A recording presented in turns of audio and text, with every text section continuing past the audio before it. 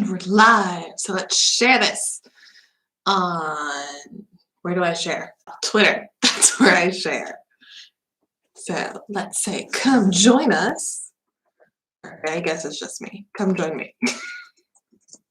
I'm all alone. Alright, so guys, we're trying, I already unwrapped it because the noise that this makes when I unwrap it, I don't like it. So we're trying this, and I'm guessing that they actually do make an effort when it comes to different beers because this one's red. The only sad thing about this is I saved this for last because I saw Krieken and I thought, oh, it's a creek, but it's not. It's a season beer, which is a style, and I forget why it's special, blah, blah, blah, blah. It's a style. And it's made with these cherries. So technically it's not a lambic creek. It's just, I think it would be considered a fruit beer. So let's open this up. I was sort of hoping for a lambic. It doesn't smell sour. Pour it out. Oh, this isn't as red as I thought it would be. This is more, yeah, pouring it out, it's like a strawberry blonde color. Okay, I want all that sediment goodness because that's where all the taste is. Allez. Now it's just gonna be bubbly, but I want it. I guess that's good enough, maybe. Is there more? Okay, it's just a little bit that I'm missing. There we go. Ah, look at this. I did get a lot of the sediment. Cool. Okay, this pouring was a strawberry blonde. Oh, I guess it does. No, it looks brown. This is very, yeah, you can see. Like this color actually matches in real life. It's brown. It's amazing. Yeah. Hi. Okay, so we're gonna try this. My non-creek beer that's a season just made with cherries. Wow. Brain fart. Lingual brain farts, those are funny. So, gezondheid.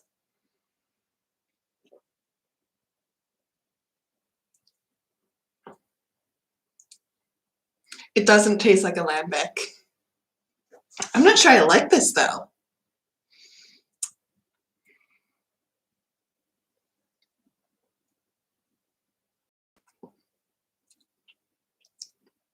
It doesn't have a very distinctive cherry flavor.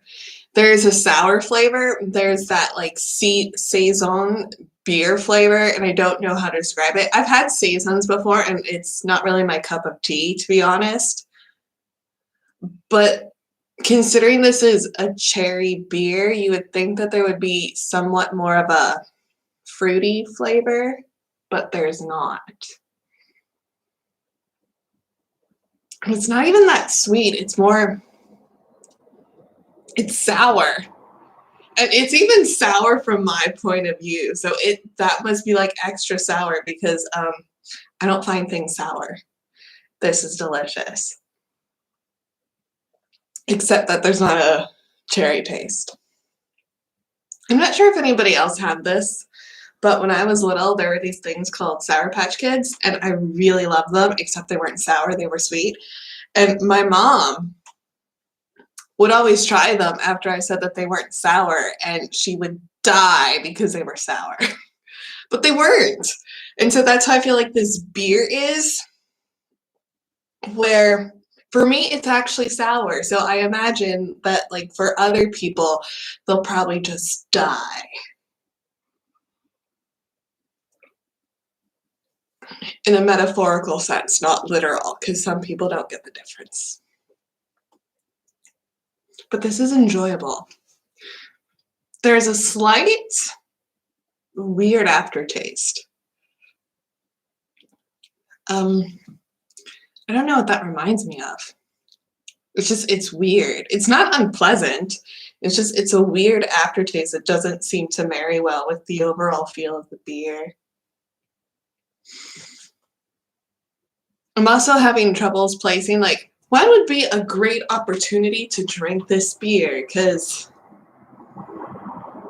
normally with lambics, they're dessert beers, so they would come at the end of the meal when you have dessert.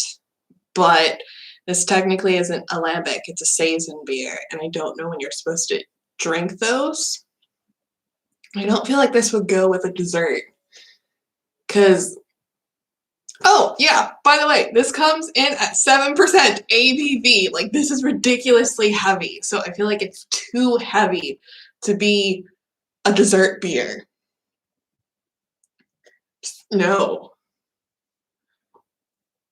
Sour Patch Candies is really sour. It's not. It really isn't. So when would you drink this? I don't know. This could be like a really interesting beer to go with dinner if you're eating something really heavy. And I'm thinking like steak, just because I think the sourness of it would go really well with like the salty, hearty flavor of a steak. I'm not sure if other people would agree with that. I'm sure that there are people who actually study beer and like matching it. But off the top of my head, that's what is coming to my mind, that I feel like this would be a really interesting beer to pair with a steak. It could also just be that I'm hungry for steak. That could be it too.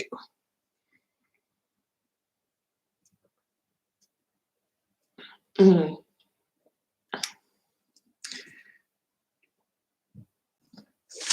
The nice thing is that this is the last one from my Reninge series. Well, not unfortunately, because I have other beers to try. So many freaking beers to try.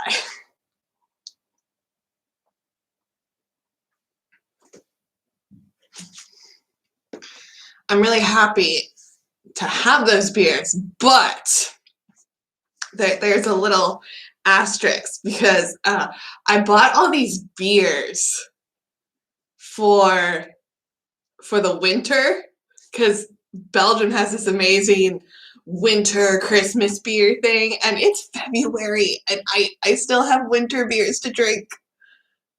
Mercy, that's a collection. Oh, thank you. I like them. This is what happens when you're too lazy to take beer bottles to recycle them. You just say, oh, I'm going to collect them. And that's what happened. So now that this one's gone, I have some Christmas beers, which I was thinking of maybe saving them for July and doing Christmas in July, because that's probably an American thing.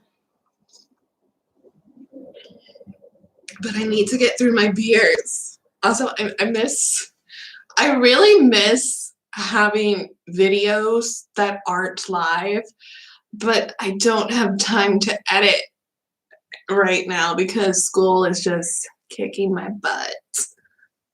Not sure like how this whole Corona thing is going with everybody else, but one of the interesting things is that I get to do my classes online, and I love that. Oh my goodness, I get to sleep in.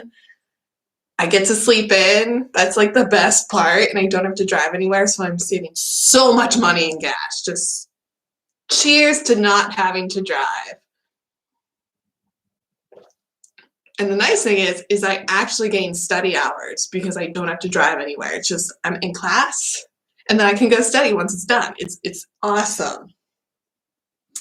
And I still don't have time to do stuff.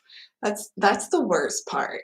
Like, I can't wait for the summer because I think I'm not going to be able to focus all my time on YouTube because I have to study for retakes, but I'm going to still work really hard on YouTube so that maybe I can have other things than just beer reviews, because I miss reading and doing book reviews. Like, I miss reading Twilight in Dutch. And now I don't even remember what I read. I have a new book that I want to read. Maybe I'll do that live. Kathryn reads in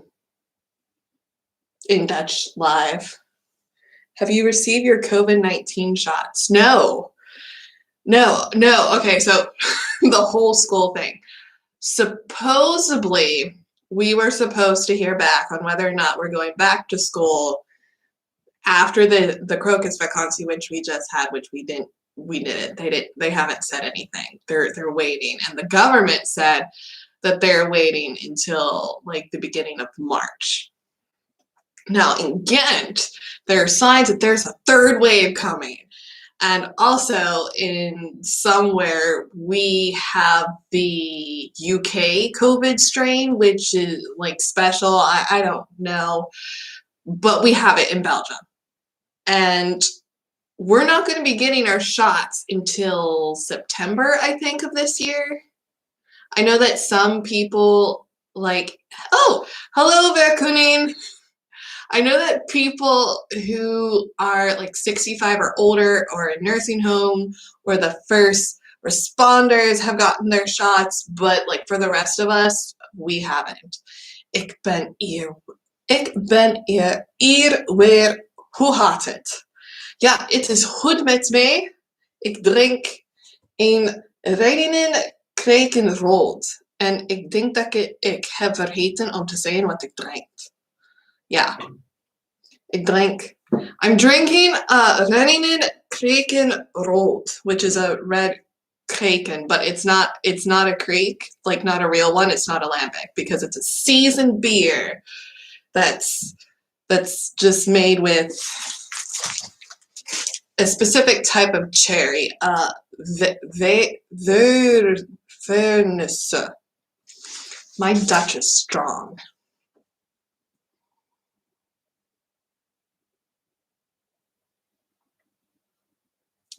Anyway, we don't have our shots. We're not getting them till September. Supposedly there's a third wave coming, and we have the special UK virus in Belgium, and there's a chance that we might be going back to school. I hope that we're not. Like, I would be really comfortable with us just staying at home because some of my teachers don't like to wear masks.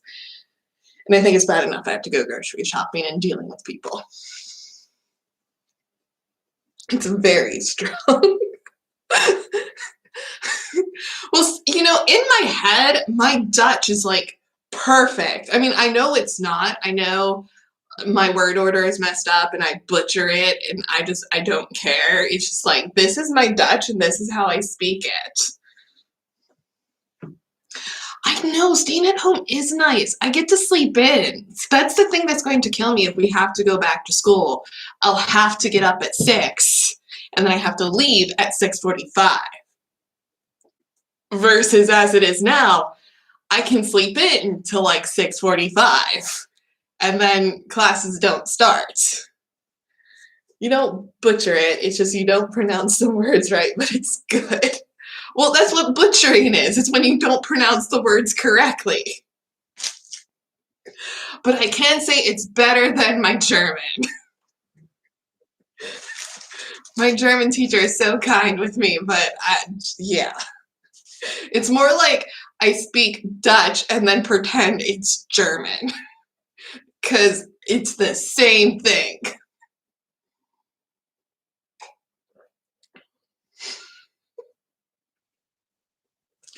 Oh, but I miss doing stuff in Dutch, to be honest. What would you think about me doing a Kathryn Reads in Dutch live? Because, man, I'm really missing working on Dutch stuff.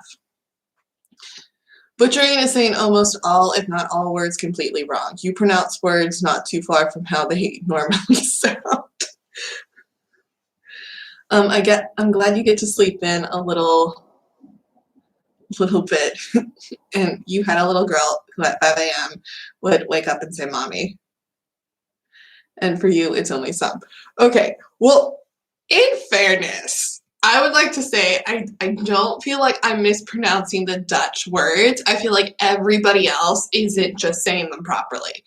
Because there are some words that people say, and they're like, no, this is a whole other word, and it's not. It sounds exactly the same. Like, you like to pretend that there's a difference between G and H, and people say, oh, it's only because you live in West Flanders, and like they don't know how to do it. And it's like, no, they're literally, it's not a difference in the sound. You're making it up. I know, it's all a conspiracy theory, but I swear it's made up. Like bank and bank. Unless it's bonk and bonk. It's like my children come home and they're learning Dutch. And so I normally can't help them with their homework. So it's just like, yeah, mommy doesn't speak Dutch. Sorry. And like, for example, short A and little a. Je kan zitten op een bank of naar de bank gaan om geld op te halen. Oh, okay, so there's bank and then there's like the bench. You can sit on a bench or you can go to the bank to go get money. Oh, I'm so strong with my translations. Yes. But is there really a difference in pronunciation between the two? Je kan zitten op een bank of je kan naar de bank gaan. Oh, okay. Okay, so it's just like one of those like context clue type things. It's like rook, where it can be like rook, ik rook, or it can be like rook, like you smelled. Like that's, I hate that one. That makes me mad. And people tell me it's not the same thing. And oh no, it makes me mad. Because nothing's worse is when you're reading something. Like, what was the sentence that I read? It's ik rook bloed. And I thought they were saying I smoked blood. And I was like, that's so weird. How do you smoke blood? And I was making it all complicated. Like, I don't know, they were drying the blood out and then they were rolling it like I don't know. And it was like, no, they smelled blood, which I didn't know that smell was rook. Although technically it's ruiken, but in the past tense it's rook because you couldn't come up with another word. Okay, mijn brain werk FF niet goed. Even. Mijn brain werkt even niet goed. Okay. Is that correct? Mijn brain werkt even niet goed.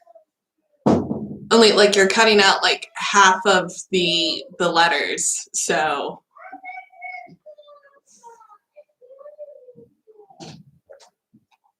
Het is bijna op. Oh, het is one. I know I don't pronounce het properly because I learned het from Dutch from the Netherlands, and in Belgian one it's hut, like hut, like hut, hood. So yeah, but it's mine, like MN is main, or yeah, mine, main, yeah, mijn brein werkt even niet goed. See, it can no, what is it? Ik kan goed Nederlands spreken. I think that's a good word order. En ik vind Belgische bier lekker. Yeah, I should invite Ronnie, and we should just do like a Dutch live stream. I mean, that would be just traumatizing to me. But that is sort of a goal that I'd love to do, just a live stream in Dutch, just so that I can say that I did that. But I've also been thinking of reaching out to a fellow YouTuber to see about doing something with this person. I mean, I don't know if it would work, but I'd be interested in that. Also just, you know, to do some mutual stuff with somebody else on the platform. But yeah, like if we kept it simple, I think I could do a Dutch live stream. I think. That could just be me being really optimistic. Because I can understand it as long as it's not dialect. It's just the ability to express myself. That's so, oh, that's challenging. Tis up. This was actually really tasty, with the exception that it's not a creek. And it's actually just a Seizoen made with cherries. Still delicious.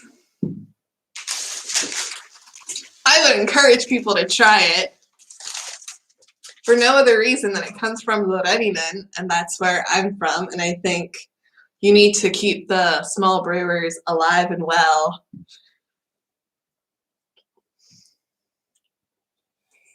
And like next week, you can look forward to some Christmas beers. Just gonna put that down there. But I think that's all. Okay, try pronouncing een aantal daten op een camping. Een aantal daten op een camping. Klopt dat of niet? Zie, ik denk dat het is perfect, mijn Nederlands. Maar ik denk ook dat er zijn niet zoveel mensen die proberen om Nederlands te leren. Dus ik moet niet zo... wait, Teton is pronounced a little different, but the rest is very understandable. Yes! Well, you know, I happen to think that there aren't that many people who try to learn Dutch because there aren't that many people who speak it. And also, Belgians are very accommodating with their own lingual skills because they speak French and they speak English. So I feel like I don't have to try that hard for people to be super impressed with my lingual abilities. Because when I lived in France, like everybody was like, your accent sucks. Your French sucks. And then I come to Belgium, and after I took like a lesson of Dutch, everybody's like, oh my gosh, your Dutch is amazing.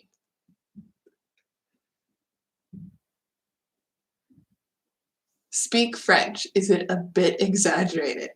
Bah, je pense que je sais parler bien le français. Je suis y habité à 10 ans. Je suis sûre que ce n'est pas exactement parfait parce que je n'aime pas de faire de conjugation, par exemple, mais yeah. Ce n'est pas que je suis trop stupide. Je parle pas comme une Américaine, ça c'est sûr. I've been learning French for 5 years and I still can't. Nee. Ik heb een knuffel geven aan jou. Doe dit uit alstublieft. Can you maybe not speak French so I can understand you? But you said speak French.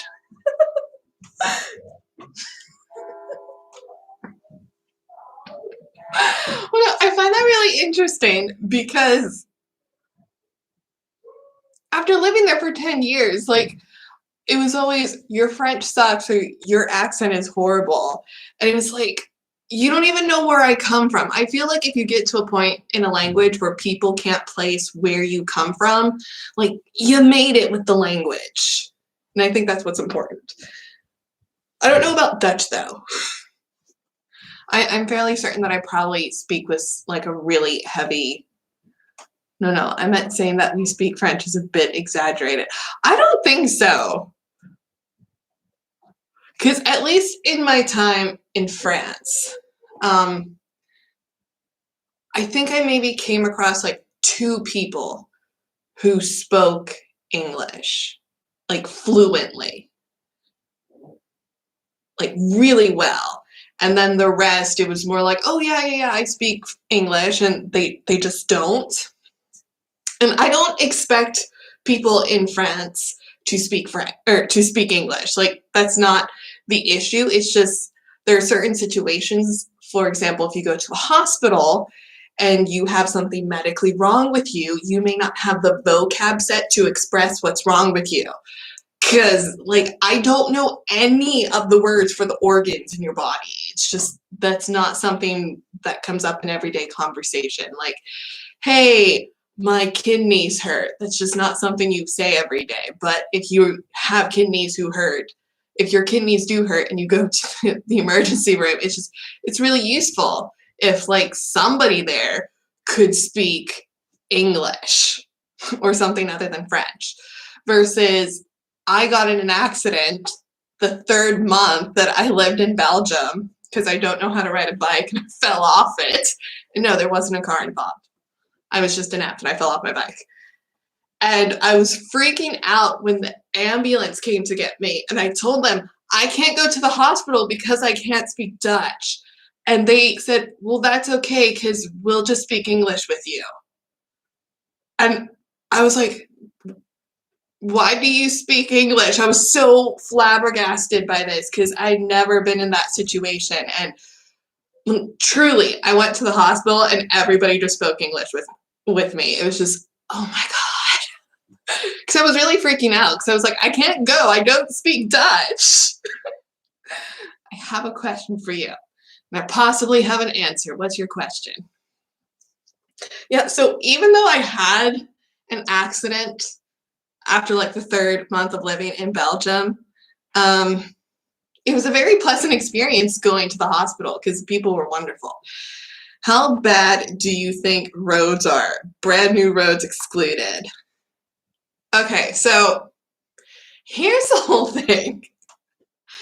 I think considering if you own a car, you have to pay a special tax, which goes to the maintenance of the roads. I think the roads pretty much suck, considering I have this special tax that I have to pay because of my car that I would expect, like, just pristine roads. But that also being said, I think compared to other places, the roads here are actually really nice. My only complaint, really, when it comes to the roads is that in Belgium, if you go to some places, they say that a road that's like this big is meant for 2 cars, and it's not. Remember the road I told you before about my house that needed to be repaired very often? Yeah, also, like, when they do construction on the roads, I noticed that, like, sometimes it's not better. Like, that is weird. I don't know, like, the whole construction process that goes on over here, but it's really weird. But I can say that. But I'm trying to think, like, the last time I went to visit my mom, I was sort of surprised at the disrepair of the roads because I distinctly remember thinking, like, the roads are so much nicer where I live in Belgium. And, like, Belgium has this reputation of having really bad roads, so I don't know. It got replaced last year, but as it freezed a week ago or 2, it needs to be replaced again as it's fun. Oh, the foundation is sinking and forming potholes and bumps. Oh, wow. That's horrible. Luckily, they're not blocked right now. Well, I don't know if it's the same where you live, but I noticed that I think because of COVID, they're doing more construction because less people are on the roads. But there's this road where I used to turn that's been blocked now since the beginning. No, it's been blocked, I want to say, since December. I think that's how long it's been. So it's been a couple months now, and I don't know what they're doing to the road, but it's been blocked. And it's annoying because I have to go on this back road, which isn't horrible. But, okay, this is going to turn into a really big rant of how much I hate cyclists. We have this back road, and parallel to it is where the cycling road is. So you have the road, you have this river, and then you have the cycling road. And for whatever reason, all the cyclists do not cycle on the cycling road. And the back road that I'm on is one of these roads where it's for 2 cars, but it's not. And instead, it's a 1-lane car road. So if another one's coming, you sort of have to get off the road and onto the grass a bit so that you can pass and not crash into each other. And I don't understand why these cyclists just don't go on their road. And I've gotten to the point now where it's like, when I pass them, if I drive them off the road and they like ride off into the river, I don't care. They brought it on themselves because the cycling road is like literally over there. There is a sign that says not for cyclists. That makes me mad. It's like the same. If you're a cyclist and it's dark and you don't have your lights or a reflector vest, I hate you.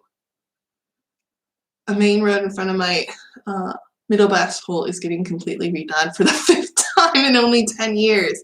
Man, they really should look into that because I imagine that has to cost a lot of money.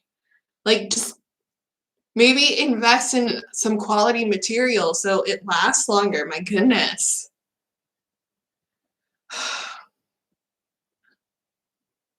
Well, our road has the road in front of my house is all cobblestone and it sucks.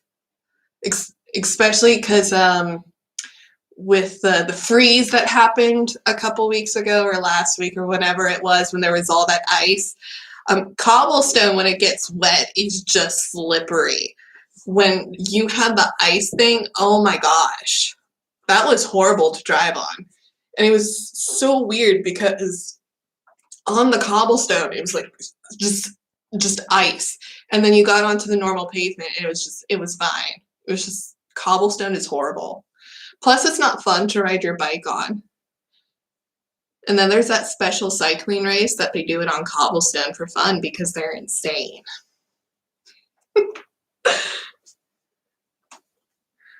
They are redoing it because each time they finish, the people that live there complain how unsafe it is. And it says there need to pass over 50 students on bikes, on foot, and on scooters on that road. See, that's scary to me. I want to know what they're doing. Like, 5 times. That's like every other year that they have to redo the road. Like, is it a main road? Like, are you living in like some major city? Because if we're talking about like, oh, this is something that's happening on some main road in, I don't know, Ghent, that makes sense. But I swear, like the main road up here that they were doing another section. And it's not like really a main road, but I swear they're constantly working on that road. Like, there aren't enough cars going on that road to merit it, I think. My great grandmother used to call cobblestone ongelukkig stonen, which literally translates to unhappy stones, which is pretty funny. That is pretty funny. Like, does anybody even like cobblestone? I mean, it looks pretty from afar, right? Until you have to cycle on it or walk on it. We were going on a walk, Prince Charming and I, the other day because it was nice weather, and now the weather isn't nice anymore. And I just kept falling because I can't walk. It's a big road that leads off the highway into my village called Boom. It leads off of the A12. I don't know where the A12 is. Is the village actually called Boom? Because that's an awesome name. Because it's Tree. Your village is called Tree, right? Or no. Yeah, that's Boom. Boom is the double O. That's awesome. There was this town in France called Bacon, and when we were looking for houses, there were a couple in Bacon, and I wanted so much to fall in love with one of those houses in Bacon, just so that I could say that I lived in Bacon, France, because it was Bacon. Little things like that really make me happy. There was also this other town that was literally called Crying Widow. but in French, and I can't remember what that is in French. I just remember thinking, I wonder if you have to be a widow to live here. I can say I live in Tree, Belgium. I know. No, I like little translation names like that. We lived in this place called Châteauneuf-sur-Loire, which translates to New Castle on the Loire, which is the river. And it just so happens like we live next to the Loire, and there was a new castle that had been built there, which is why it was called New Castle on the Loire. And I really enjoyed living there because of the name. I like things like that. I'm easily amused. There's a village. Oh, yellow! Oh my gosh! There's a village somewhere in Belgium called Hill, and that's yellow. Oh my goodness. That makes me happy. I'm gonna have to find out where that is and just check it out. It's like I'm really happy that we moved because I get to check out the new areas here. I haven't actually done any of that because like COVID and whatnot, but once it's gone and I have a shot and I'm reasonably certain that I won't die, I plan to do walking tours to go and see like all the little towns because we have Low. I want to go to there. There's Reningen, and I want to go there. And then there's like all these other little suburbs of Reningen that I'd like to check out because there's this one where there's this really old windmill and it's completely dilapidated, but it looks cool. I saw a picture of it on Google. I was like, I want to see that. Only real cities I've been to are Antwerp and Ghent and Charleroi. I need to catch a plane to southern France. I've actually been to Antwerpen and I've been to Ghent. I like them both. Haven't been to Charleroi. Belgium's not the only place with silly names. Pennsylvania has intercourse. Well, it's not about like silly names. It's just having I don't know. Like well, the interesting thing about Belgium is that no matter where you live, there's probably another name for it. For example, well, I don't know about Poperingen, but I know in Yper you had Ieper, which was the Dutch version, and then you have Ypres, which is Ypres, which was the French version. And I love that. I have a funny experience from the first and only time I've been on a plane. How did that go down? See, I know the first time I was on a plane, I was going to Georgia. Like the first time I was on an international flight was, yeah, it's Ypres in French. But see, that blows my mind because you have the Dutch version of a town and then the French version of it. It's sort of like Hent and what is it in French? It's G-A-N-D. How do you say that? Gand. Gand, that's it. And it's sort of like how you have Lille and Reysel. Some of them don't match. And you do that to just troll each other. There was more security in the abandoned-looking airport in a desolate area in France than in the airport of Charleroi. And isn't it normal for places to have different names in different languages? Sure, but not when it's like the same country. Like, I sort of imagine that if you live in Belgium, right, that Ghent would just be Ghent. Even if you're from the French side, you would just say, oh, that's Ghent, and just keep the Dutch name. But you don't do that. Like, people from Wallonia will say, oh, no, it's Gand. Like, why do you do that? So it's really confusing for somebody like me who knows like the Dutch names of the cities and then I'll know the French names of the cities, but I don't know the Dutch and French names of the cities. It's sort of like Brussels and Bruxelles. Like I didn't realize that one was Dutch and the other was the French version. I just thought some people didn't know how to say it properly. But that's only because there are multiple languages spoken in Belgium. People in Wallonia speak French, so they say it in French. That's true. My wife agrees with you and is screaming in my ear saying you're right, it's weird. Your wife has incredible taste. And it is weird. It's sort of like, I can understand butchering the pronunciation of it, because like in English we'll say Paris, when in French it's Paris, and like Dijon versus Dijon, like that type of thing, but we normally just keep the names. In Flanders, I know the Dutch names, but in Wallonia, I know mostly the French names. Well, see, that's what I was like, because I don't know how I managed this, but I think my map for the Dutch part has the Dutch names. And then when it goes to the French part, they changed to the French names. And it wasn't confusing until people were talking about something, and I was like, I've never heard of that. Where is it? And then I looked it up and it was like, oh, no, it's this other place. Because, for example, you have Namen, that's the French, and then you have Namur, which is the Dutch. And it's really confusing. It's the way they teach it to us. Well, see, that would be useful if I'd gone to school in Belgium, because then I would know this stuff. Like, that's what Prince Charming told me, is that he grew up with it. And so, yeah, you know it. For foreigners, we don't know it. It's just like, why?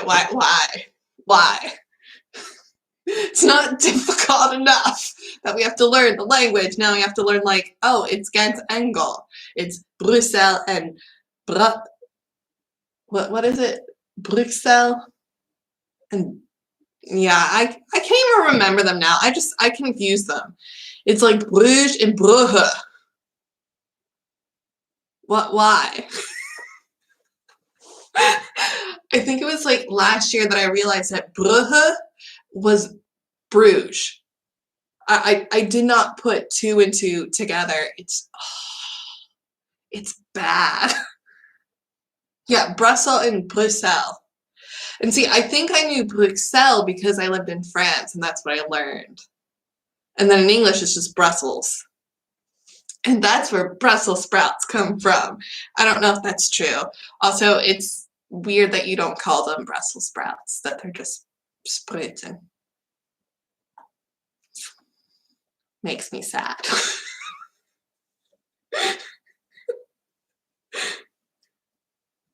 I have to like curb my speech whenever I talk about certain things, because I'm in a habit that I'll say Belgian waffles, but do you have to specify they're Belgian waffles if you're getting them in Belgium? And fun fact, Brussels is the non-official European capital city. Brussels is the heart of Europe. I learned that the first year that I moved to Belgium, and I didn't know that. Or maybe it's Belgium is the heart of Europe. I can't remember. I remember learning a lot of stuff. Especially about dialects. Like, did you know that you can get what do you call them? Like the comic books, where you can get them in the various dialects of the different places. And my husband has, I think it's Asterix, or maybe it's Tintin, and it's written in Gantoise, which that's really cool. I can't understand it, but there's a small little itty bitty part of me that wants to collect all the different dialects that I can, just because I think that's so interesting. That's something. I have this passion when it comes to the dialects.